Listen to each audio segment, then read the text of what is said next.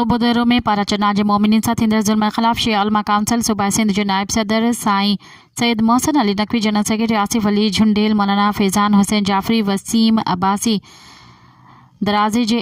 SO अगवान Amjad Ali मल्हा ऐं ज़वार सिकंदर अली मीरानी, ज़वार ग़ुलाम अली मल्हा, ज़वार ख़ादिम हुसैन फ़क़ीर, शहमीर अली शेख अमीन जी अॻवानी में निमाज़ी जुमे खां पोइ शिया जामे मस्जिद खां इल्म पाक ऐं तंज़ीमी झंडनि में प्ले कार्ड हथनि में खणी हुकूमत जी बेहसीअ में पाराचना जे मज़लूम मासूम मोमिननि खे क़त्ल करण ऐं अस्पताल में इलाज लाइ दवाऊं न हुजण ऐं दहशतगर्दी जी गिरफ़्तारी ऐं पाराचना जे मज़लूमीन जा मुतालबा पूरा करण लाइ एहतिजाज रैली कढी वई। रैली सोबोदेरो शहर में थींदी तालका प्रेस क्लब सोबोदेरो पहुती, जिते अख़बार ख़िताब कंदे चयो त हुकूमत पाराचना जे मोमिनीन सां थींदड़ ज़ुल्मनि में मुलविस आहे त जीअं कार्रवाई में ईंदड़ काफ़िले में सभई मोमिननि खे सिक्योरिटी एहलकार जी मौजूदगी में शहीद कयो वियो आहे। हुकूमत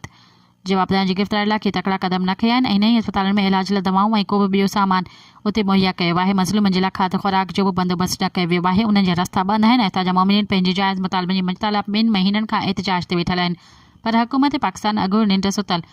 ऐं पंहिंजी अयाशियुनि में मस्त लॻी पई आहे। मुज़ाहिरीन मुतालबो कयो त पाराचना जे मज़लूमनि सां फ़ौरन इंसाफ़ कयो वञे, ॿी सूरत में